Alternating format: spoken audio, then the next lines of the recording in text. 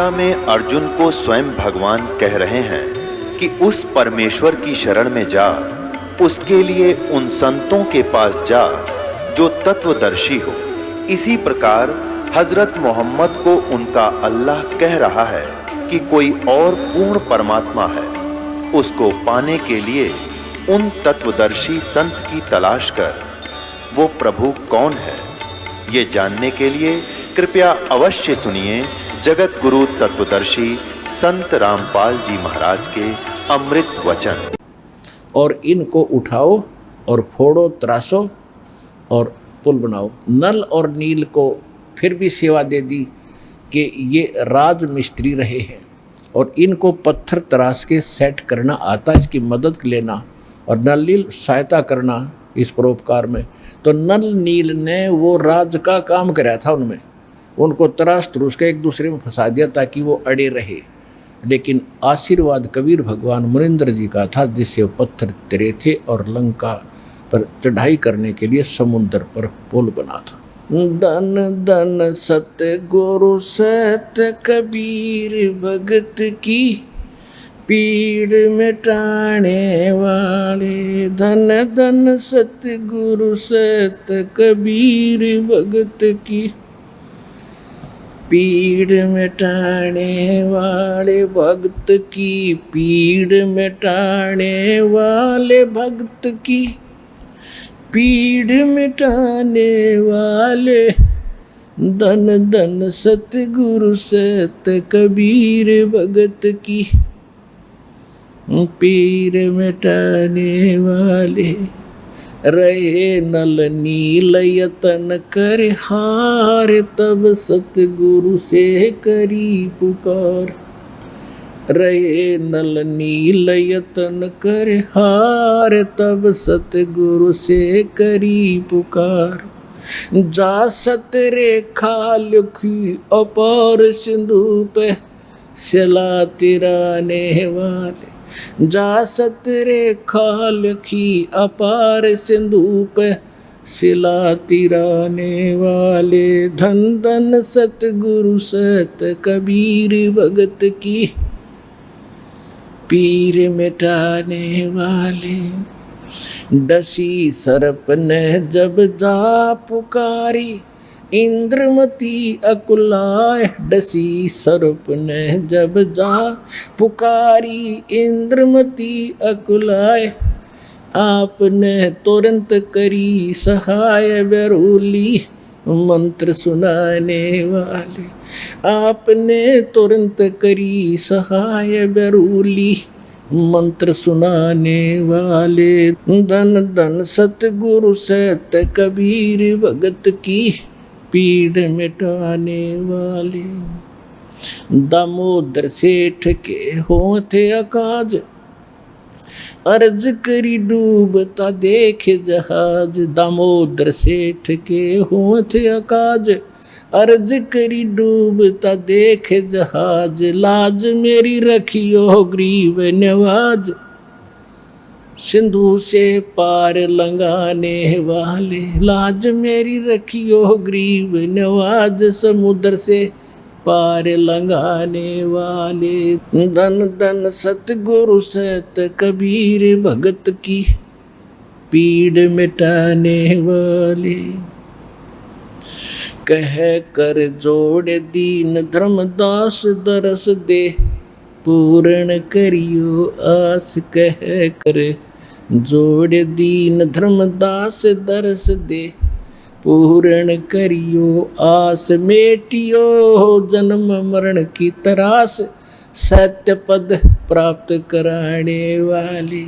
Mateo जन्म मरण की तरास, सत्य पद प्राप्त कराने वाले। धन धन सतगुरु सत कबीर भगत की पीड़ मिटाने वाले। भगत की पीड़ मिटाने वाले, भगत की पीड़ मिटाने वाले। धन धन सतगुरु सत कबीर भगत की पीड़ मिटाने वाले। अपनात्माओं, धर्मदास जी को जब ज्ञान हुआ, भगवान ने सारी कथा बताई, बेटा मैं ऐसे ऐसे 4 युगों में आया हूँ। तो इसमें बता रहा है कि हे मालिक, आप तो सबके दुख दूर करते हो। रे नल नील यतन कर हार, तब सतगुरु से करी पुकार। जा सतरेखा लखी अपार, सिंधु पे सिलात रहने वाले। जब धर्मदास जी काल प्रभावित ज़्यादा था, धार्मिक आत्मा अवश्य थी, और धार्मिक आत्मा में एक लचीलापन घना होता है। एक आदमी कहता है ऐसा नहीं ऐसा होगा, तो सोच लेता है शायद ऐसा ही होगा, लेकिन तब जब तक हम दृढ़ नहीं होते, मोक्ष प्राप्ति नहीं होती। तो उसको दृढ़ करने के लिए जैसे धर्मदास जी बीच बीच में कुछ ऐसी ऊटपटांग बातें कर देते थे, तो परमात्मा अंतर्ध्यान हो जाते थे। उसको फिर तड़फ जागती थी, फिर रोता था बुरी तरह, फिर वो कथा सुना रहे, फिर रो रहे हैं, रोते हुए पुकार रहे हैं। तो जब कह रहे हैं दन दन सतगुरु सत कबीर, भगत की पीड़ मिटाने वाले, फिर क्या बताते हैं कि आपने नल नील जब हार लिए थे, थक लिए थे यत्न कर करके, उन पर नहीं कुछ हुआ था, तब आपने सतरेखा लिखी अपार। भगवान ने बताई वो मैंने ऐसे किया था, वह मानी सच्ची। फिर कहते इंद्रमती द्वापर युग में एक रानी थी, सर्प ने डस लिया था, वह विश्वास नहीं कर पा रही थी, मालिक करुणा में नाम से आ रहे थे, उसको भी आपने जीवित किया, पार किया। और फिर एक दामोदर नाम का सेठ था, व्यापार करता था जहाज़ों से, भगवान का नाम लिया, उसके बाद उस पर आपत्ति आई, जहाज़ डूबने लगा, उसने हृदय से पुकारा मालिक को, कबीर साहब ने उसका जहाज़ नौका ऊपर कर दिया, डूबने वाला था। तो कहते हैं दामोदर सेठ के हों थे काज, अर्ज करी थी आपसे जब डूबता देख जहाज। ऐसे क्या कहा था दामोदर ने कि लाज मेरी रखियो गरीब नवाज, फिर समुद्र से पार लंघाने वाले, जहाज को पार कर दिया, डूबने नहीं दिया। अब क्या कहते हैं, कह कर जोड़ दीन धर्मदास, दरस दे पूर्ण करियो आस। जो भगवान अंतर्ध्यान हो गए थे, रो रहा था कि मेरे ऊपर ये बड़ी आपत्ति आ गई, आपका अभाव मुझसे सहन नहीं हो रहा है मालिक।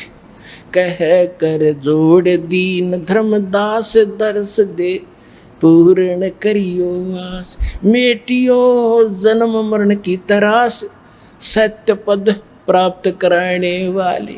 सत्य पद, वो परम पद, वो सतलोक, आपके अतिरिक्त इस सृष्टि में कोई दूसरा मुझे वो प्राप्त नहीं करा सकता। मुझे फिर दर्शन दो मालिक, मेरे से गलती हुई।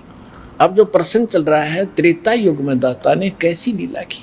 अब क्या होता है देखो पुण्यात्माओं, हम परमार्थी भी हैं, क्योंकि भगत का स्वभाव होता है कि वो परमार्थ पर ज़्यादा रुचि रखता है, लेकिन परमार्थ के साथ साथ स्वार्थ भी होना चाहिए थोड़ा सा। वो स्वार्थ कौन सा? अपने कल्याण का, आत्म कल्याण का स्वार्थ भी चाहिए। अब हनुमान जी ने जब तो ताकत थी, पहलवान था, धार्मिक था, रामचंद्र जी की जल्दी लग रही थी, जब ऋषि रूप में परमात्मा इत्फाक वहाँ मिले और सारी लीला देख ली, और फिर ये भी देख लिया कि उसी ऋषि ने आकर समुद्र पर पत्थर तरियाए, और फिर भी बुद्धि बनाया क्योंकि रामचंद्र जी का साथ लग रहा था। अब मालिक ने उसका उद्धार करना था उस प्यारी आत्मा का, क्योंकि ऐसी ऐसी पुण्यात्मा है जो परमार्थ के लिए कोई लेना न देना, उड़ा जा छत्ती ताणी मारो, मरूंगा और मारूंगा, कि इसलिए रामचंद्र की पत्नी छुटवाऊंगा।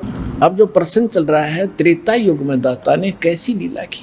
अब क्या होता है देखो पुण्यात्माओं, हम परमार्थी भी हैं, क्योंकि भगत का स्वभाव होता है कि वो परमार्थ पर ज़्यादा रुचि रखता है, लेकिन परमार्थ के साथ साथ स्वार्थ भी होना चाहिए थोड़ा सा। वो स्वार्थ कौन सा? अपने कल्याण का, आत्म कल्याण का स्वार्थ भी चाहिए। अब हनुमान जी ने जब तो ताकत थी, पहलवान था, धार्मिक था, रामचंद्र जी की जल्दी लग रही थी, जब ऋषि रूप में परमात्मा इत्फाक वहाँ मिले और सारी लीला देख ली, और फिर ये भी देख लिया कि उसी ऋषि ने आकर समुद्र पर पत्थर तरियाए, और फिर भी बुद्धि बनाया क्योंकि रामचंद्र जी का साथ लग रहा था।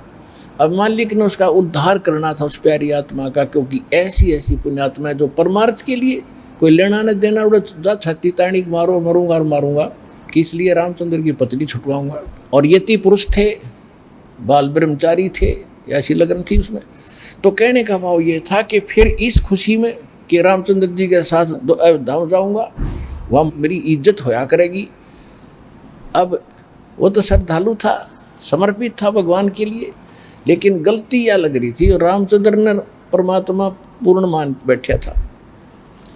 अब आपने खूब कथा का पता है कि जब घरजाली और रानी बन गई, फिर उसने सबको इनाम दे रही थी। उसी लाइन में हनुमान भी खड़ा था, क्योंकि उन्हें बड़ी योगदान था, तो हनुमान जी को सच्चे मोती दे दिए। हनुमान जी ने उनका पहलवान था, इन्हें फोड़ फोड़ के गिर दिए तले। तो सीता को अच्छा नहीं लगा, कहने लगे, अरे बन्नर के बन्नर, तेरे को अकल भी नहीं इतनी कि तू पता कितने कीमती मोती थे, तूने क्या कर दिया, ये क्यों फोड़ डाले। उसने ये कहा कि मैं इसमें ये देख रहा था, इन मोतियों में कहीं राम का नाम है तो मेरे काम है, नहीं तो मेरे काम नहीं है। तो वो कहने लगी, तू रहा बंदर का बंदर, और बंदर तो खुद थी, जब अकल नहीं उसके अंदर इतनी भी। तो उसने उसको लताड़ दिया कि तू बंदर का बंदर है, तेरा ठिकाना यहाँ नहीं, तेरे तो जंगल में जाना चाहिए। हनुमान जी का ठेस लगी और उठा कर अपना लंगोट जा बैठा पहाड़ पे। अब बैठा एकला, यहाँ संसारिक परमार्थ करने से उसको क्या मिला, ये लोग इतना ही देते हैं। जब हम भगवान की शरण में होंगे और फिर परमार्थ करेंगे, परमात्मा हमारे साथ होगा, उस परमार्थ का फल अलग होगा। जब तक आप मनमुखी मंड रहे, किसी की सहारा ला दिया, किसी का उसको सहायता कर दी, वो तो फिर आपको कर देगा अगले जन्म में, वो भी अच्छी बात है, लेकिन वो रिजल्ट लास्ट में नल ही होगा जो आपके समक्ष है। आप कथाएं खूब पढ़ते रहे हो। अब बैठा भगत एकला, वृद्ध हो गया शरीर, एक पहाड़ पे। परमात्मा गए वहाँ पर, तब अन्य रूप बना लिया परमात्मा ने, अन्य रूप, और जाके कहा भी राम राम, अंजनी के पवन पुत्र राम राम, राम राम महाराज जी आ जाओ, बैठो। बैठ लिया। भाई कैसे हो, कौन है, क्या नाम है, तूने बताया। भाई मेरा नाम तो कोई है नहीं, मैं तो ऐसे भटक रहा हूँ और परमात्मा की खोज में लगा हुआ हूँ, ऐसे ऐसे मुझे, आप भगत आदमी हो, आपसे दो चर्चा करने यहाँ बैठ जाता हूँ, थोड़ी देर राम नाम की चर्चा कर लूँ। करो। कल जब हनुमान जी ने गुण गाए कि 3 लोग के भगवान आ रहे, दशरथ के पुत्र घर में रामचंद्र नाम उनका। परमात्मा बोले, फिर भगवान ने आप क्यों छोड़े है, वैसा बढ़िया राम था तो तेरा, तो भगवान के लिए तो भटक रहा है, और भगवान ने छोड़ा अयोध्या में, तो बैठा पहाड़ पे, फिर यह कौन सी समझदारी तेरी। अब हनुमान जी ने सोचा, भाई बात तो बाबा जी ने काटेगी कही। कहने लगा, भाई जिसको भगवान मान बैठे, राम नहीं है, ये तो नाम रामचंद्र है इसका। राम तो कोई और है जो सुप्रीम पावर है, उसका भेद मेरे पास है। इस राम तो पता नहीं कितने मर लिए। तब उसने कहा कि ये बात है बाबा जी और क्या था मुझे ऋषि जी वहाँ पर। तब परमात्मा ने वो रूप बनाया कि भाई मैं हूँ वही, तेरे लिए भटक रहा हूँ प्यारी आत्मा। चरणों में शीश रख दिया हनुमान जी ने कि महाराज जी मुझे ज्ञान बता दो। परमात्मा बोले, अब थक लिया तू संसार से, देख लिया तेने क्या उपकार किया, तुझे क्या मिला वहाँ से, और उनको क्या मिलेगा वो फिर बता दूंगा। अब तेरे जचे को नहीं, सीता तो घर से निकाल ली जाएगी, रामचंद्र डूब कर मरेगा सरयू नदी में लास्ट में। इनकी ये हालत होती है यहाँ पर। अब जब तो हनुमान जी का सारी साची लगे ठीक, क्यों उसका जूते लाग लिए वहाँ से। तब ने बोला, महाराज वह सच्चा ज्ञान बताओ, मैं सारी सुनूंगा। सारा ज्ञान बताया कि मैं सीधा नु का भगवान हूँ तो नहीं जचा कि मैं उस परमात्मा का संदेश लेकर आता हूँ, 4 युगों में आता हूँ। सारी कहानी सुनकर कति साची मान ली, और फिर कहा कि जब आँखें देखूं कि अभी आप वहाँ से आते जाते हो तो तब कुछ यकीन हो। तो परमात्मा वहाँ से उड़े आकाश में, और उसको दिव्य दृष्टि दे दी हनुमान जी ना, तो 1 किलोमीटर पाछे कुछ दिखा को नहीं। हनुमान जी देख रहे यहाँ से बैठे, वो ज्वालिए सारे लोग दिखे, राम कृष्ण नर के नीचे रह गए, और वो पहुँच गए सतलोक में, वहाँ तक देख रहा है। फिर कहा कि महाराज वापस आ जाओ, मेरा पूरा विश्वास हो गया। तब वापस आ गए। तब हनुमान जी ने नाम लिया उस परम पिता से, तब उस आत्मा का कल्याण हुआ। पुण्यात्माओं, ये है सत्यनारायण कथा।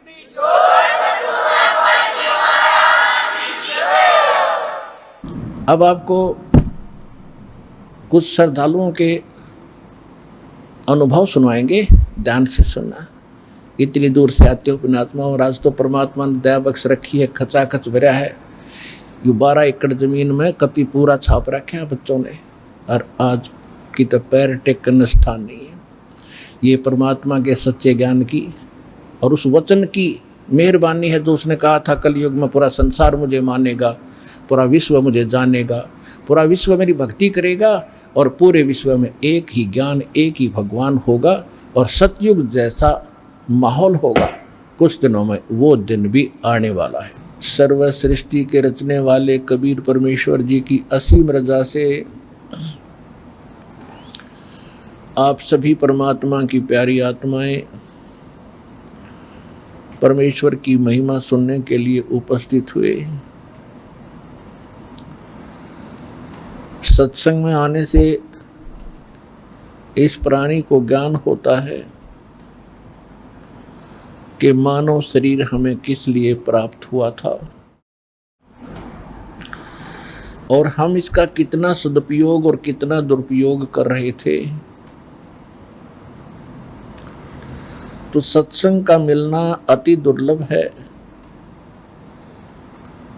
परमेश्वर ने अपनी अमृतवाणी में कहा है कि मानुष जन्म दुर्लभ है, मिले न बारंबार,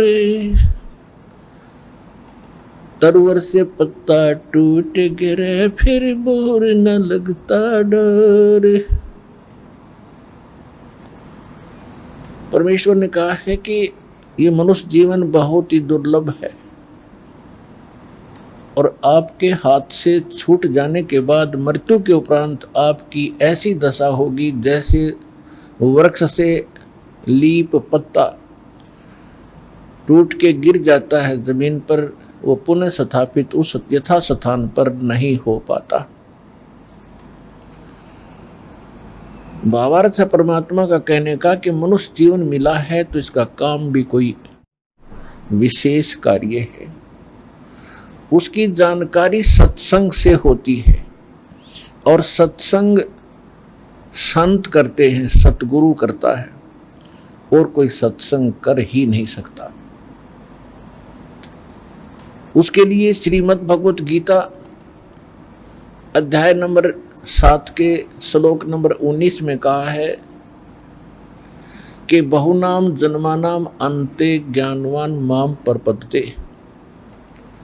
क्योंकि 7वें अध्याय में श्रीमद् भगवत गीता के अंदर प्रथम 12 से लेकर 15 श्लोकों में तो तीनों गुण रजगुण ब्रह्मा सतगुण विष्णु सप्तम गुण शिव जी की जो भक्ति करते हैं उनकी स्थिति बताई है।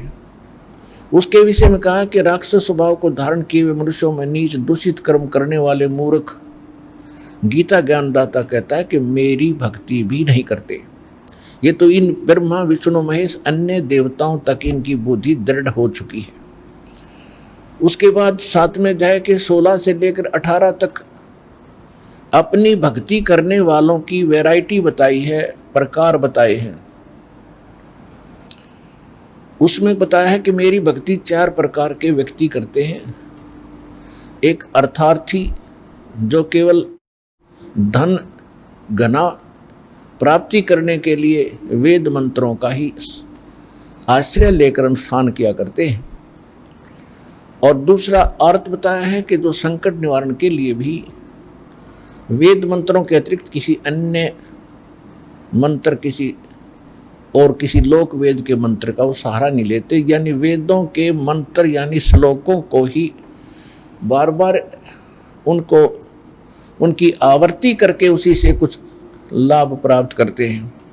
और तीसरे जिज्ञासु बताए हैं। जिज्ञासु वो होते हैं जो भगवान के लिए निकलते हैं, जैसा उनको ज्ञान मिल जाता है फिर वो वक्ता बन जाते हैं। तो इन तीनों को रिजेक्ट किया है। फिर चौथे बताए हैं ज्ञानी। ज्ञानी की फिर बताइए स्थिति के ज्ञानी वो होता है जिसको ये पता चल गया कि मनुष्य जीवन बार बार नहीं मिलेगा, और मनुष्य जीवन का मूल उद्देश्य क्या है? केवल मोक्ष प्राप्ति ही है, इसका और कोई विकल्प नहीं। बाकी जो संस्कार में कोई परिवार है नहीं है, संतान है नहीं है, ये तो आपका संस्कार है। इसके साथ साथ मूल उद्देश्य इस मनुष्य जीवन का बताया है कि परमात्मा प्राप्ति, आत्म कल्याण हो, जन्म मरण के दुख से छूटे। तो ये ज्ञान ज्ञानी आत्मा को हो जाता है। उसके लिए बताया है कि वो फिर ज्ञानी आत्मा क्या सोचता है कि ज्ञानी आत्मा को इतना भी ज्ञान होता है कि अन्य देवताओं की भक्ति से मोक्ष नहीं हो सकता। इसलिए गीता ज्ञानदाता कहता है कि वो अन्य उपासना नहीं करते, वो केवल मेरी भक्ति करते हैं। लेकिन उनको तत्वदर्शी संत यानी सतगुरु ना मिलने से 7वें अध्याय के 18वें श्लोक में कहा है वो ज्ञानी आत्मा है तो उदार नेक हैं, अच्छी आत्मा है, समर्पित हैं, लेकिन वो मेरे वाली घटिया साधना में, गति में, मेरे वाली घटिया गति में, ओम से मिलने वाली, ओम जाप है ब्रह्म का और ब्रह्म से प्राप्ति होती है ब्रह्मलोक।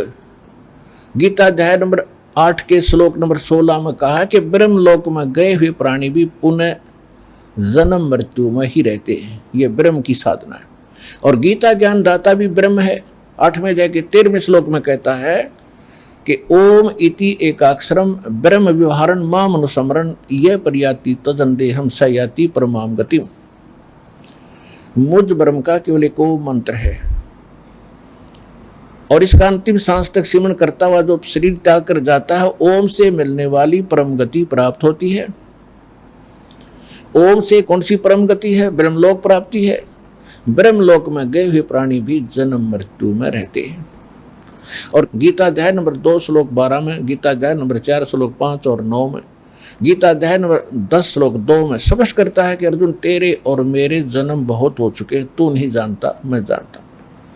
और मेरी उत्पत्ति को ये देवता लोग भी नहीं जानते, क्योंकि ये जिन देवताओं का पिता है ब्रह्मा विष्णु महेश और उसके बाद जितनी भी इसकी संतान हुई है, तो पिता की उत्पत्ति को बालक नहीं जान सकते, संतान नहीं जानती।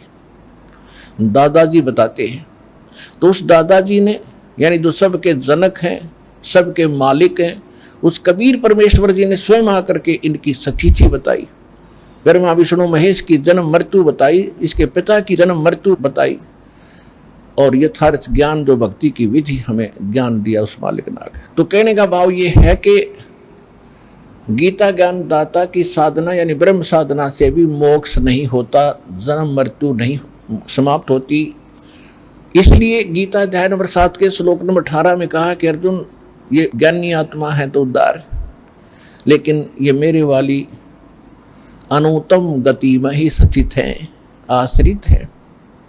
फिर तुरंत कहा 7वें अध्याय के 19वें श्लोक में बहुनाम जन्मानाम अन्ते ज्ञानवान माम प्रपते।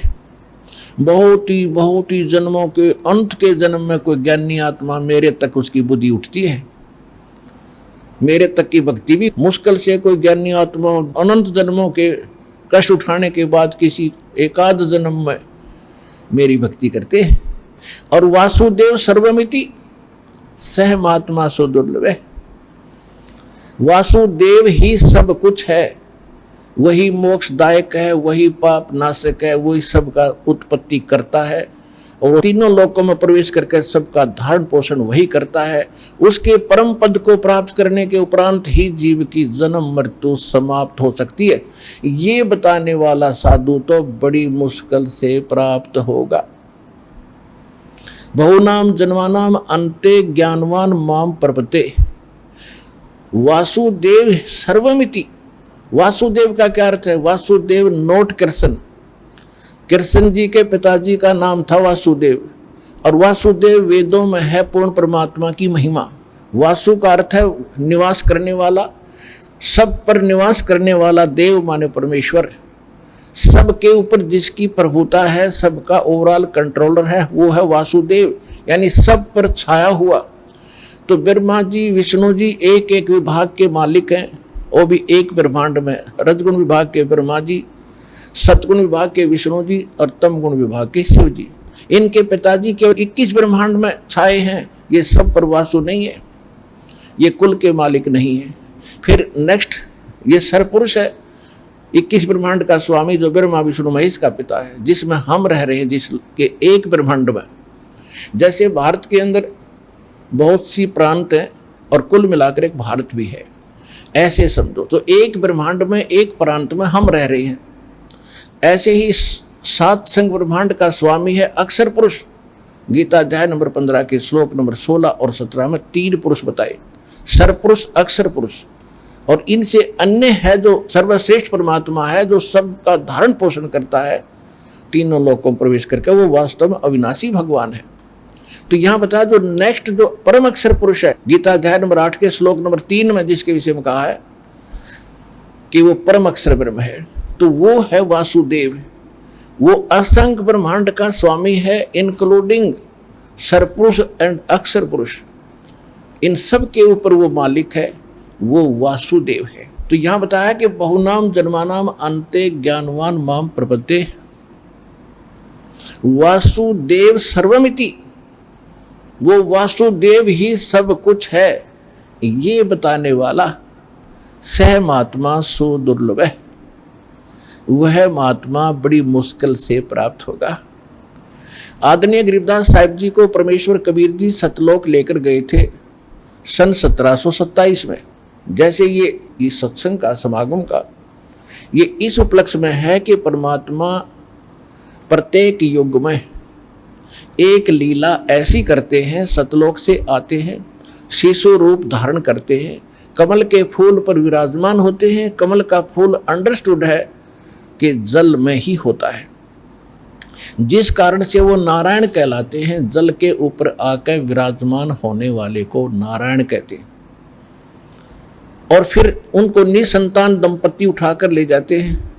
वहाँ परवरिश होने के बाद फिर 5 वर्ष की आयु से ही मालिक अपने तत्व ज्ञान को एक सतगुरु की भूमिका करते हुए एक आम नागरिक जैसा रोल करके दिखाते हैं कि हम भक्ति भी करनी है और अपना निर्वाह के लिए भी कार्य करते रहना है। ऐसे प्रभु प्राप्ति होगी जैसे मालिक एक रिहर्सल, एक भूमिका करके जाते हैं। तो ये उस उपलक्ष्य में सत्संग चल रहा है, समागम चल रहा है। और परमात्मा की दूसरी सतिथि में वो आते हैं एक साधु संत का रूप बनाकर, कभी कहीं भी प्रकट हो जाते हैं। तो वो एक पूरी लीला करके सन 1398 से और सन 1518 120 वर्ष तक परमेश्वर इस धरातल पर एक दानक जुलाहे की भूमिका करते हुए और यथार्थ ज्ञान का प्रचार करते हुए एक कवि की तरह आचरण करके जगह जगह घूम घूम कर अपने यथार्थ ज्ञान को बताते हुए 120 वर्ष यहाँ रहे और सहज शरीर चले गए मगर स्थान से। उसके बाद सन 1727 में जब गरीबदास जी छुडानी गांव में जिला झज्जर हरियाणा में एक जाट किसान के घर उनका जन्म था, 10 वर्ष के बालक थे। सन 1717 में आदरणीय गरीबदास साहिब जी का जन्म हुआ था संवत 1774 में। और सन 10 वर्ष के जब हो गए थे सन 1727 में, संवत 1784 में परमेश्वर सहज शरीर आए थे और सहज शरीर सतलोक लेकर गए थे उस बच्चे को साधु संत रूप बना करके। और फिर उनको सब ऊपर की व्यवस्था दिखा करके उस बालक को वापस छोड़ा था। घर वालों ने मृत जान लिया था, चिता पर रख दिया था, अंतिम संस्कार की तैयारी थी, तब आत्मा को वापस प्रवेश किया था। उसके बाद उस प्यारी आत्मा ने आंखों देखा उस परम पिता की कलम तोड़ महिमा कर रखी है। और फिर यथार्थ ज्ञान को भी बताया है। एक इस गरीबदास जी की इस ज्ञान की महिमा सुनकर एक पंजाब से एक राम राय नाम के एक सरदार सिख आए थे। वो वाणी के बड़े जो है वाणी के बड़े अच्छे वो जानकार होते हैं, वाणी पर उनकी बड़ी श्रद्धा होती है। तो जो नानक साहिब जी की जो वाणी है प्रथम महला पहला की और गरीबदास जी की वाणी एक जैसी मेल खाती है, क्योंकि आदरणीय नानक साहिब जी को भी परमेश्वर मिले थे, बेई नदी से सहसरी लेकर गए थे, फिर वापस छोड़ा था।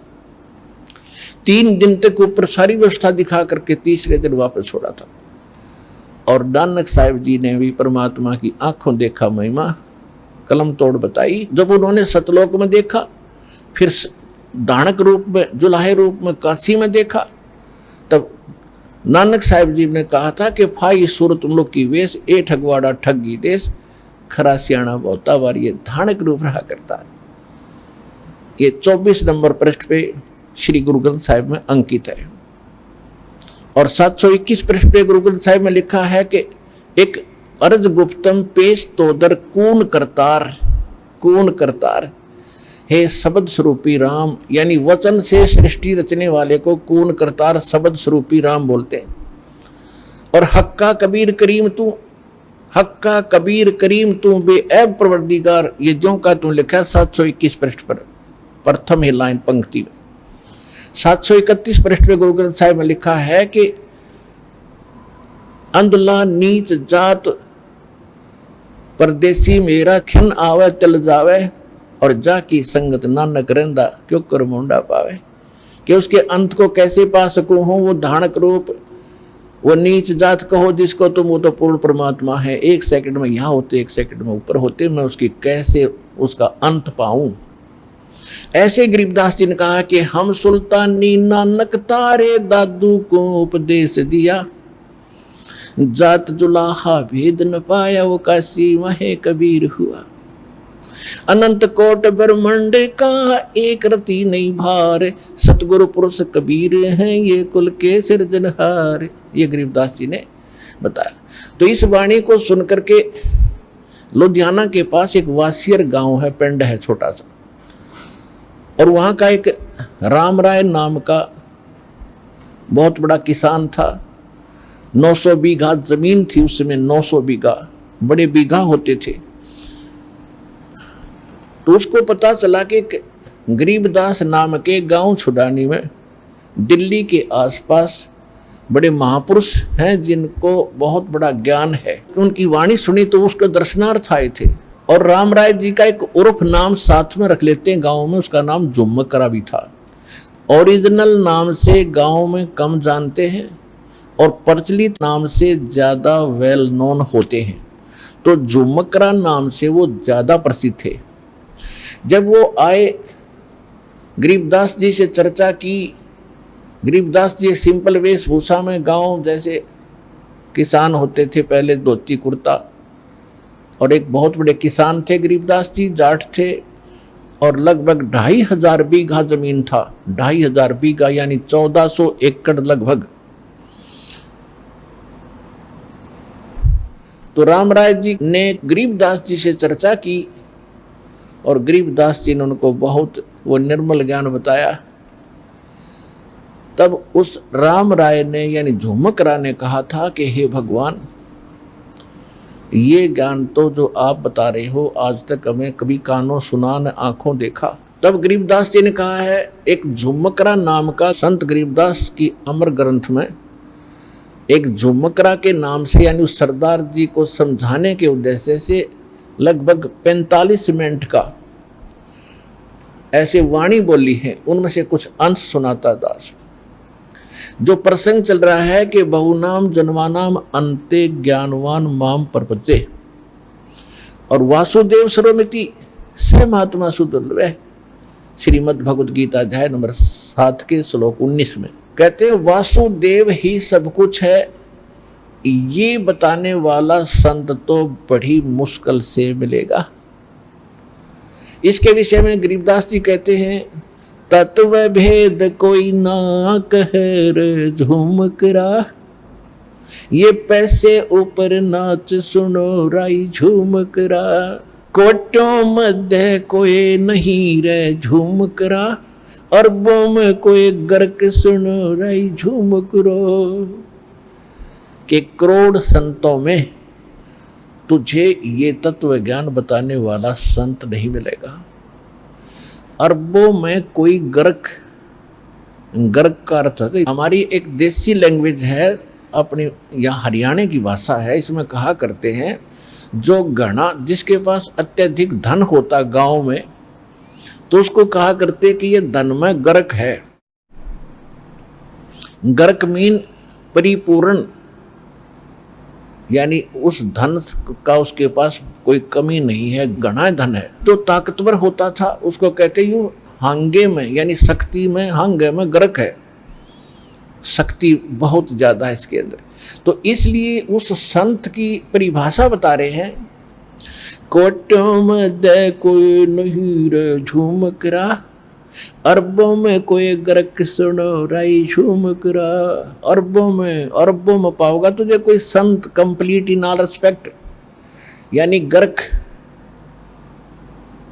आज पूरे वर्ल्ड की 7 अरब के आसपास आबादी बताते हैं, जनसंख्या पॉपुलेशन बताते हैं। और इस विश्व में इस दास के अतिरिक्त इस ज्ञान का और इस भगवान का जानकार कोई नहीं है। तो ये दास वो तत्वदर्शी संत है, सतगुरु समझ लो, जो ज्ञान सच्चा दे रहा है।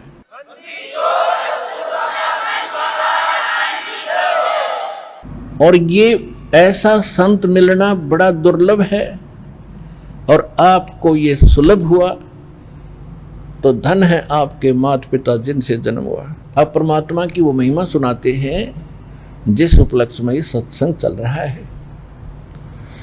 जैसा कि आपको सुनते आ रहे हैं, सत्संग के अंदर परमात्मा चारों युगों में एक लीला करते हैं। सहस्रीर आते हैं, कमल के फूल के ऊपर एक शिशु रूप धारण करके विराजमान होते हैं, और वहां से कोई निसंतान पति पत्नी दंपति उन्हें उठा ले जाते हैं, और छोटी सी आयु में ही वो अपनी अद्भुत अमृतवाणी वचन बोल बोल के बड़े बड़े विद्वानों के छक्के छुड़ा देते हैं। सतयुग में सत सुकृत कह टेरा, त्रेता नाम मुनींदर मेरा, द्वापर में करुणा में कहाया, कलयुग नाम कबीर धराया। चारों युग में संत पुकारे, और को के कहा हम हेल रे, हीरे माणिक मोती बरसे, ये जग चुगता ढेल रे। परमात्मा बता रहे हैं कि मैं चारों युगों में आया हूँ। सतयुग में सत्सुकृत नाम से, त्रेता में मुनिंदर नाम रहा मेरा, द्वापर में करुणा में नाम से, और कलयुग के अंदर मेरा वास्तविक नाम रहा कबीर। अब सतयुग और त्रेता की जानकारी आपको दास ने कई बार बताई है। अब थोड़ा सा द्वापर का हिंट दे करके फिर कलयुग की कथा सुनाएंगे, उस परमेश्वर की महिमा का कुछ ज्ञान आपको कराएंगे। द्वापर में परमेश्वर एक शिशु रूप धारण करके कमल के फूल पर विराजमान हुए, और चारों युगों में ये लीला करते हैं। कमल के फूल पर शिशु रूप धारण करके वो विराजमान होते हैं, उनको वहाँ से निसंतान दंपति उठाती है, और फिर उनकी परवरिश की लीला एक कुंवारी गायों से होती है। ये भगवान के गुण में समावेश है, ऐसी ही लीला वो करते ही रहते हैं। और वेद जो है ये परमात्मा की महिमा ही गुणगान कर रहे हैं। खुद बताया कबीर भगवान ने कि वेद मेरा भेद है, मैं ना वेदन के माही, और जौन वेद से मैं मिलूं वो वेद जानते नहीं। ये चारों वेद मेरी ही महिमा का गुणगान कर रहे हैं, मेरे विषय में जानकारी दे रहे हैं, लेकिन इन वेदों में, 4 वेदों में वर्णित विधि से जो भक्ति विधि वेदों में है ये इनकम्प्लीट है, और मेरी महिमा इसमें कंप्लीट है। लेकिन जब तक हमें उस वस्तु की प्राप्ति का ज्ञान नहीं होगा जिसकी महिमा का गुणगान तो खूब किया है, इसमें ये गुण हैं, ऐसे गुण हैं, तो उसकी प्राप्ति ना होने से उन गुणों का भी लाभ नहीं है। जैसे हमने बिजली के गुण सुने, बिजली इलेक्ट्रिसिटी के, और गुण खूब सुने हैं वो सत्य है। पंखा चलाती है, प्रकाश देती है, ट्यूबवेल चलाती है, फुहारे चलाती है, मशीनों को चलाती है, आटा पीस देती है, ऐसे। तो ये खूब गुण है इसके अंदर, फिर मिले कैसे? वो मिलने का तरीका इससे भिन्न है। कोई जानकार बतावेगा कि ऐसे ऐसे बिजली बोर्ड के ऑफिस में जाइए, वहाँ उनके टर्म एंड कंडीशन पूरी कीजिए, और वहाँ से कनेक्शन लीजिए और वो लाभ उठाइए। तो वो जानकारी वेदों में नहीं है। तो वो जानकारी क्यों नहीं है? क्योंकि परमात्मा ने कंप्लीट कोर्स दिया था, इस काल भगवान ब्रह्म सरपुरुष के अंतःकरण में फीड किया था, फैक्स किया था ऊपर से। अब आज से 50-100 वर्ष पहले अगर ये बात कहते तो नहीं जचती। आज तो आप वैज्ञानिक तरीके से भी समझ सकते हैं कि कहाँ से कहाँ फिल्म आप डाउनलोड कर लेते हो, पूरा का पूरा प्रकरण किताब आप डाउनलोड करते हो, जबकि कोई वायर भी नहीं बीच में, इंटरनेट के माध्यम से। इसी प्रकार परमेश्वर ने हमारे सब जीवों के अंतःकरण एक कंप्यूटर है और साथ में इंटरनेट से कनेक्टेड है, और वो परमात्मा वहाँ से भेजता रहता। जिसका डिस्कनेक्ट हो गया कनेक्शन, उसमें समान तो है, इंटरनेट पे तो है, लेकिन आपका कंप्यूटर खराब हो गया है, आप उसको डाउनलोड नहीं कर पा रहे, देख नहीं पा रहे। तो ज्योति निरंजन के अंतःकरण कंप्यूटर में परमेश्वर ने पूरा ज्ञान दिया था। इसने ये 4 डाउनलोड कर लिए, वो 5वां छोड़ दिया जिसमें कंप्लीट कोर्स था। इसको डर रहता है कि इसको सच्चा ज्ञान हो गया यहाँ के प्राणी को, ये भाग जाएंगे, फिर यहाँ रहेगा कोई नहीं, जिस कारण से ये केवल मिसगाइड करता है। और वेदों को इसलिए दे दिए उसने वेदों को कि ये डटे रहेंगे कि भगवान का दिया हुआ है ये ज्ञान, और इसको पढ़ कर ये मस्त और व्यस्त रहेंगे। इनकम्प्लीट कोर्स इसने हमारे साथ धोखा करके दे रखा है, जिसकी पूर्ति के लिए परमात्मा आते हैं। और छोटी सी आयु में जब आते हैं, प्रत्येक युग में अपना ये उद्देश्य जो लेकर आते हैं, इस अध्यात्म यथार्थ सिद्धात्म ज्ञान सूक्ष्म वेद यानी 5वें वेद को स्वयं देने के लिए आते हैं। ये 5वां वेद है सच्चिदानंद घन ब्रह्म की वाणी, कबीर वाणी। अब जो प्रसंग चल रहा है कि द्वापर युग में परमात्मा ऐसे ही एक कमल के फूल पर से स्वरूप धारण करके विराजमान हुए, और वहां से एक वाल्मीकि परिवार, वाल्मीकि पति पत्नी उस परमेश्वर को उठाकर घर ले आए। निसंतान थे, उनकी भी परवरिश की लीला कंवारी गायों से हुई। धीरे धीरे बड़े हुए, 5 वर्ष की आयु में बड़े बड़े विद्वानों के छक्के छुड़ा दिए, लेकिन कोई मानने को तैयार नहीं हुआ। बहुत ही कम श्रद्धालु परमात्मा की शरण में उस टाइम आए। यानी मालिक को मालूम था कि इन 3 युगों में, सतयुग, त्रेता, द्वापर में, ये जीव दुखी नहीं होते, इनके शुभ संस्कार कुछ शेष होते हैं, और ये साधना जो कर रहे हैं जिस भी देव इष्ट की, उसको छोड़ कर वो कभी खुश नहीं होते, बिल्कुल नहीं छोड़ते। और काल ने ये प्रॉमिस भी करवाया था, परमात्मा से प्रतिज्ञा कराई थी कि 3 युगों में जीव कम ले जाना, और 4था युग जब कलयुग आवे तब तो शरण जीव बहु जावे, ऐसा वचन हर मोय दीजे, तब संसार गवन तुम कीजे। तो परमात्मा को मालूम था कि 3 युगों में ये प्राणी मेरे को नहीं पहचान पाओगे, मेरे बच्चे। और कलयुग में उसने खुद कह ही दिया, कलयुग में कितने ले जाना। उसको मालूम था कि कलयुग में इतने खराब कर दूंगा, इनको इतना कंडम कर दूंगा, विभाग कर दूंगा, इनके न्यारे न्यारे मजहब बना दूंगा, और तीर्थ व्रतों पर, मंदिर मस्जिदों में तक सीमित कर दूंगा।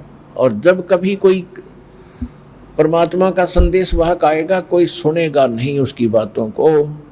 और खुद उसने उसी समय कह भी दिया था भगवान को, जब प्रतिज्ञाबद्ध करके परमेश्वर से वचन ले लिए थे, जाओ जोग जीत संसारा, जीवन मन कहा तुम्हारा, पहले अंश हमारे जाई, पीछे अंश तुम्हारा आई।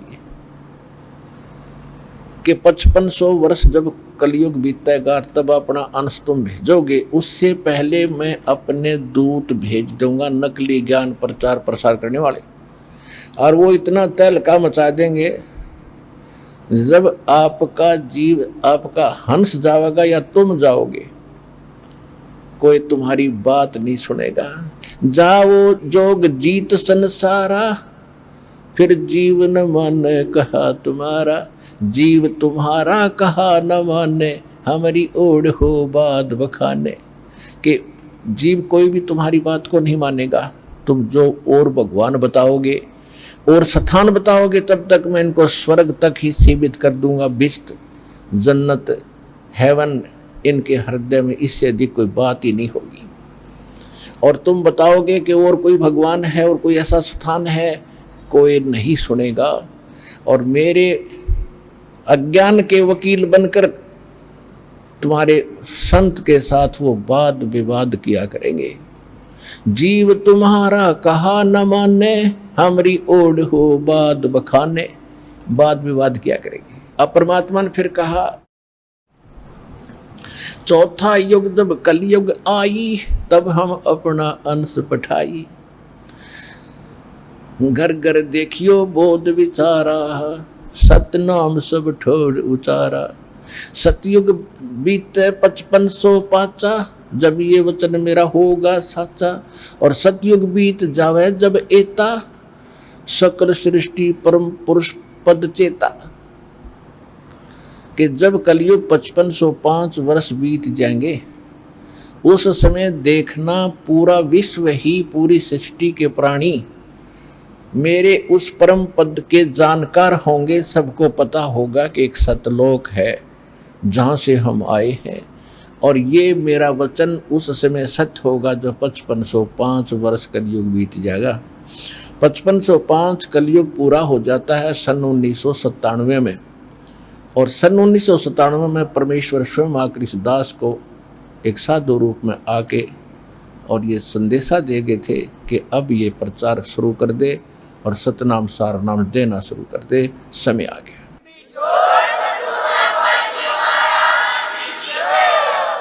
आइए अब हम उन श्रद्धालुओं के अनुभव जानते हैं जो जगत गुरु तत्वदर्शी संत रामपाल जी महाराज जी से दीक्षा प्राप्त कर चुके हैं तथा उनके द्वारा बताए गए भक्ति मार्ग पर चल रहे हैं।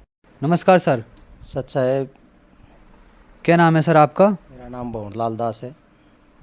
क्या काम करते हैं सर? मैं विद्युत विभाग के अंदर मीटर रिपेयर एंड टेस्टर हूँ सर। सर, संत रामपाल जी महाराज से नाम उपदेश लेने से पहले आप क्या भक्ति साधना करते थे? मैं सबसे पहले रामदेव जी बाबा की भक्ति करता था, और वैसे देवी देवताओं को और को भी वैसे साथ में मानता रहता था, और व्रत वगैरह भी करता रहता था। सर, जो भक्ति साधना आप करते थे उससे आपको क्या लाभ प्राप्त हुए? उससे सर जी मेरे को कोई लाभ प्राप्त नहीं हुआ, मैं तो सिर्फ करता रहता था। उसका यहाँ रामपाल जी महाराज के आने के बाद में यहाँ पता चला मेरे को कि वास्तविक में भक्ति क्या चीज़ होती है। उससे पहले मेरे को कोई पता नहीं चला, और दुखी आते रहते थे सर जी। दुख तो ये आता रहता था कि जैसे मेरी पत्नी है वो बीमार रहती थी, और वो भी इस तरह से कि हमेशा दवाई लेते रहते थे और फिर भी वो ठीक नहीं होती थी।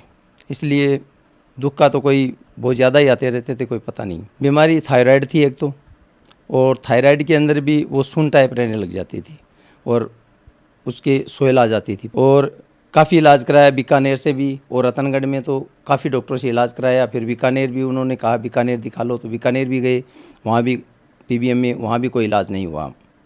और वही उसी तरह से दवाई लेते रहते थे, कभी कम हो जाता था, कभी ज़्यादा हो जाता, इस तरह से चलती रहती थी। सर, आप संत रामपाल जी महाराज की शरण में कैसे आए? संत रामपाल जी महाराज की शरण में इस तरह से आया कि मैं एक बार सरदार सिर गया हुआ था। वहाँ कोई, अभी तो भक्त बोलते हैं, लेकिन कोई किताब बेच रहा था 10-10 रुपये में। तो मुझे किताब अच्छी लगी, मोटी दिख के, और उसका पन्ना सही था। मैंने देखा किताब तो अच्छी है, 10 रुपये में क्या आता है, तो मैंने वो किताब खरीद ली। फिर उन्होंने पढ़ना स्टार्ट किया, थोड़ा सा पढ़ा, फिर ब्रह्मा विष्णु महेश का नाम आया। तो मैंने सोचा कि सभी ऐसे ही करते हैं, जैसे कोई भी संत है वगैरह है वो ऐसे ही करते रहते हैं कि भाई ब्रह्मा जी बड़े हैं तो ब्रह्मा जी के जैसे कोई दिखाते हैं तो ब्रह्मा जी बड़ा बता देते हैं, विष्णु जी को नहीं तो विष्णु जी को बड़ा बताते हैं। सीरियल के अंदर भी ऐसे देखते रहते थे, लेकिन ये कोई नहीं बताता कि वास्तव में भगवान कौन है और परमात्मा किसको कहते हैं, ये कोई नहीं बताता था। फिर एक बार हमारे भगत जी हैं पास में ही, वो हमारे घर पे आए और वो आके कहा कि भगत जी मैंने तो गुरु धारण कर लिया है। तब मैंने कहा भाई मैं तो गुरुओं पे विश्वास करता नहीं, क्योंकि सभी गुरु मैंने देखे हैं तो वे ऐसे ही होते हैं कि नाम दे देते हैं, कोई शंकर भगवान का दे देते हैं, कोई किसी का दे देते हैं, कोई किसी का दे देते हैं, लेकिन मैं गुरुओं पे विश्वास नहीं करता। तब कहा कि नहीं मैं आपको किताब ला के दूँगा एक, तो वो आप पढ़ना, ज्ञान गंगा। जब ज्ञान गंगा का नाम लिया उन्होंने तो मेरे वो 1.5 साल 2 साल पीछे जो किताब ली थी ज्ञान गंगा, वो याद आ गई कि मेरे ये पास पढ़ी है वो किताब। तो तब कहा कि ये हो ही नहीं सकता। जब मैंने किताब उनको ला के दी, वो एकदम मिल गई एकदम ठाई जैसे कोई रखी हुई हो वैसे मिल गई। तो मैंने वो किताब उनके ला के दी कि किताब तो यही है, तो आपने पढ़ी क्या? वो मैंने ये किताब पढ़ी तो नहीं, कि मेरे कहने से एक बार पढ़ो। तो मैंने वो किताब पढ़ी। पढ़ने में सर जी एकदम से मैं चकित हो गया। वास्तव में प्रमाण सहित उन्होंने दिया हुआ था, सभी गीता वेद वगैरह जो भी थे प्रमाण सहित थे। मैंने उनको फ़ोन लगाया कि अब कब जाओगे आप? कि अब तो 1 महीने बाद जाऊंगा, क्योंकि 1 महीने बाद में हाजिरी लगेगी। फिर मैं उनको लेके वो गए, उस टाइम मैं उनके साथ गया बरवाला। जाके मैंने नाम दीक्षा ली। नाम दीक्षा लेने के बाद में वहाँ पे गुरुजी से मैंने आशीर्वाद दिया, रामपाल जी महाराज से। तो मेरा शरीर ऐसे हो गया जैसे एकदम हल्का फुल्का। पहले वैसे लगता था जैसे कोई एकदम से वजन हो शरीर के ऊपर, वो नहीं रहा, एकदम से हल्का फुल्का हो गया मेरा और मेरी पत्नी दोनों का ही इस तरह से हो गया। मैंने वास्तव में अपने सही जगह आए हैं और वास्तव में भक्ति यही है। इसलिए इस तरह से मैं रामपाल जी महाराज की शरण में आया। सर, संत रामपाल जी महाराज की शरण में आने के बाद आपको क्या लाभ प्राप्त हुए? संत रामपाल जी महाराज की शरण में आने के बाद सबसे पहले मैंने ये लाभ प्राप्त हुआ कि मेरी पत्नी है जो बीमार रहती थी काफ़ी, और उनके थायराइड थी, और थायराइड भी स्टेप ज़्यादा था उनका, जो दवाई काफ़ी लेनी पड़ती थी, 150 mg की वो दवाई लेनी पड़ती थी। तो उन्होंने मतलब वहाँ जाने के बाद में डॉक्टर ने दिखाया, तो उन्होंने कहा भैया कि ये तो दवाई ज़िंदगी भर लेनी पड़ेगी आपको। मैंने कहा ठीक है भाई, लेनी पड़ेगी तो अब इलाज भी क्या है। पर रामपाल जी महाराज की शरण में जाने के बाद में फिर दिखाया तो उनको वो जितनी थी वो तो 50 mg के लगभग आ गई। धीरे धीरे वो कम होती चली गई। आज भी वो टेबलेट लेती है लेकिन एकदम कम है, वो 25 mg की इस तरह से लेती है। इसलिए वो कोई ज़्यादा दिक्कत नहीं है, ना सोहलाती उनके, और वो संत रामपाल जी महाराज की दया से अब ठीक है मतलब। और एक उनके क्या है कि परिवार के अंदर ऐसा ही रोग है कि जैसे पहले तो वो सुन टाइप हो जाते हैं, उसके बाद में यादाश्त धीरे धीरे भूल जाते हैं, और यादाश्त भूलने के बाद वो क्या है कि धीरे धीरे वो चलना फिरना भी बंद हो जाता है और पलंग के ऊपर आ जाते हैं। वो पलंग के ऊपर आने के बाद में वो क्या है कि इसमें ये स्थिति हो जाती है कि वो किसी को पहचानते भी नहीं, और लास्ट के अंदर वो ख़त्म हो जाते हैं। वो स्थिति मेरी पत्नी को होने लग गई थी, मतलब धीरे धीरे वो होने लग गई थी पहले। तो वो अब लगभग एकदम सही है करीबन, मतलब वो यादाश्त भी है, कोई दिक्कत नहीं है, काम भी करती है। पहले वो काम वगैरह भी वो भूल जाती थी, यहाँ कोई चीज़ रख दी वो सब भूल जाती थी, अब नहीं भूलती, वो सही है। और बताना चाहूँगा मैं एक बार सरदार शहर से आ रहा था और आने घी लेके आया था, और रात को सो गया, और जहाँ मैंने पूजा की करता था रामदेव जी बाबा की, वहाँ मैंने रख दिया। रखने के बाद में सुबह 4 बजे मैंने सो के और वापस 4 बजे उठता हूँ मैं, उठने के बाद में वापस हुआ तो मेरे को एक ऐसा मतलब ऊपर चढ़ता है जैसे कोई बच्चा ऊपर चढ़ता है वैसे चढ़ा, और मेरे को एकदम दबा लिया, मतलब वज़न जैसे वज़न एकदम से डाल दिया हो। उससे मैं क्या है कि एकदम से घबरा गया, मैं कारण क्या हुआ, ऐसे ही हो गया होगा अपन। फिर वही दूसरे दिन भी वही हालत रही। इस तरह से मैं परेशान हो गया, हमको ये करें क्या।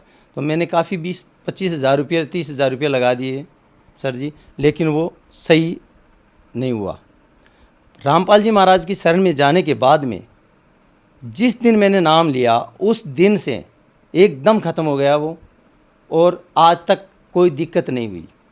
मैंने एक दिन ऐसे भी सोच लिया कि हो सकता है ऐसे ही हो गया हो, तो वही स्थिति नाम खंडित हो गया था मेरा, तो वापस हुई। तो वापस होने के बाद में मैं जैसे ही नाम सुमरण किया, जैसे किसी रजाई को भगा देते हैं इस तरह से वो एकदम हट गया। ये जो भूत प्रेत की समस्या थी वो पहले मेरे साथ थी, उसके बाद में मेरे बच्ची के साथ होने लग गई थी। जो मेरी बच्ची भी साथ आई है, आप उन्हीं से पूछिए। क्या नाम है बहन जी आपका? मेरा नाम मनीषा है। जैसा कि आपके पापा ने बताया आपको भूत प्रेत की समस्या थी, आप उसके बारे में क्या कहना चाहेंगी? सर जी, वो क्या हुआ कि मेरे पापा जैसे ना संत रामपाल जी महाराज का नाम लिया ना, तो इनको तो दबाना उन्होंने भूत प्रेत ने बंद कर दिया, लेकिन उसी दिन से मेरे को ना दबाना भूत प्रेत ने स्टार्ट कर दिया था। तो मैं इतनी तंग आ गई थी, तो 1 महीने तक मैं बहुत मतलब मेरे को नींद भी नहीं आती थी। मैं पूरी रात मतलब सोती, जैसे ही सोती मेरे को दबा लेते थे। तो मेरे पापा ने, मेरी मम्मी है ना, स्टार्टिंग में तो मेरी मम्मी ने मेरे को ज्योतराम जी इनसे दिखवाया मेरे को, है ना। किसी ने बोला कि पीछे प्रेत है, पीछे ये है, है, इसका खून चूसते हैं। लेकिन बाद में धीरे धीरे मतलब ये बढ़ता ही गया मेरे साथ। फिर बाद में पापा ने है ना संत रामपाल जी महाराज से नाम दीक्षा ली तो इनका दबना बंद हो गया। लेकिन जैसे ही मैंने नाम दीक्षा ली ना तो उसी दिन से भगत जी मेरा दबना ये सब बंद हो गया। मैं मतलब ऐसे हो गई, मेरे को अपना शरीर पूरा ऐसे हल्का फुल्का लगने लगा। और उस दिन के बाद अगर मैं उनकी बात भी करूँ ना तो मेरे कोई फ़र्क नहीं पड़ता। और मेरे को उसके बाद में कोई भूत प्रेत की कोई शिकायत नहीं है और सब अच्छा है मेरे साथ। और एक चमत्कार मेरे साथ सर जी ये भी हुआ कि मैं ITI में मैं जब स्टडी करती थी तो मेरे सर ने बोला था कि तू फेल हो जाएगी, मेरी क्लास में रहेगी तब भी पास होगी। लेकिन मैंने क्लास भी चेंज की और संत रामपाल जी महाराज का मैंने नाम दीक्षा ले रखी तो मेरे को पूरा विश्वास था इन पे। तो मैंने जैसे ही मतलब पेपर दिया तो मैंने 19 क्वेश्चन किए थे ओनली। तो मैंने पेपर दे के बाहर आई तो मैंने सोचा कि मैंने सही किए हैं। फिर मैंने सर से पूछा मैं कि सर कितने क्वेश्चन से मतलब मैं पास हो सकती हूँ।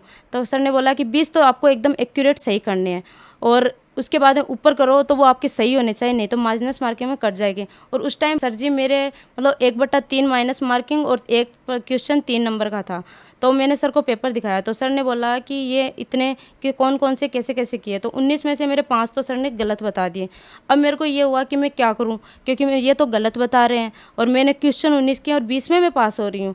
तो उसके बाद में सर जी मैंने ये सोच लिया था कि मुझे नहीं पता, संत रामपाल जी महाराज से मैंने अरदास लगाई। तो मैंने उसी दिन ये बात छोड़ दी थी कि मेरे को कुछ नहीं सोचना, मैं पास आऊँ फेल आऊँ वो देखा जाएगा।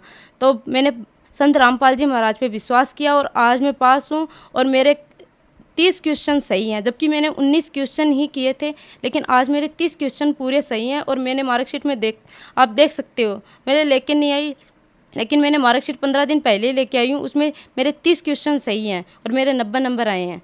तो ये चमत्कार मेरे साथ बहुत बड़ा हुआ। सर जैसा कि आपने बताया कि आपने संत रामपाल जी महाराज से नाम उपदेश लिया तो आपको बहुत लाभ प्राप्त हुए। सर जो दर्शक आपको देख रहे हैं उनको आप क्या संदेश देना चाहते हैं? मैं तो यही कहूँगा, जो दर्शक देख रहे हैं, जो भगत आत्माएं देख रही है, उनको ये कहूँगा कि ये जो भक्ति है वो शास्त्र अनुसार है और यही भक्ति सही है। और बाकी चाहे कितना ही भक्ति कर लो कुछ नहीं होना है। इसलिए रामपाल जी महाराज की शरण में आए और अपना कल्याण करवाएं। सर अगर कोई संत रामपाल जी महाराज से नाम उपदेश लेना चाहता है तो वह संत रामपाल जी महाराज से नाम उपदेश कैसे ले सकता है? संत रामपाल जी महाराज से नाम उपदेश लेने के लिए टीवी के ऊपर सत्संग आती है, सत्संग के नीचे एक पट्टी आती है, उस पट्टी के ऊपर नंबर आते हैं और उन नंबरों के ऊपर आप टेलीफोन कीजिए। वहाँ से आपको वहाँ जहाँ का नज़दीक का नामदान स्थल है वहाँ का केंद्र का नाम बताया जाएगा और वहाँ आप जाके और नाम दीक्षा ले सकते हैं। धन्यवाद सर। सत साहिब।